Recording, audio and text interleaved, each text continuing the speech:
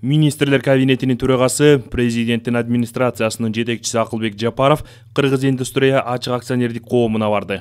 Эскерте кетсек, аны жакын арада Бишкек штамптоочу завод мамлекеттик ишканасынын базасында ишке киргизүү пландалууда. Белгиленгендей, 2023 жылдын сентябрь айында Кыргыз бетоностроение жана Кыргыз топчу сыяктуу жаңы өндүрүш ишканалар ачылат. Ишканалар заманбап жабдуулар менен жабдылып, алар Италиядан бир нече этап менен алынып келинет. Министрлер кабинетинин төрагасы жеңил өнөр жай, курулуш тармагынын өкүлдөрү менен жолугушууну уюштуруу тапшырмасын берди. Бул ишканалардын продукциясы биринчи кезекте жергиликтүү рыноктун керектөөсүн жабуусу шарт экени белгиленди.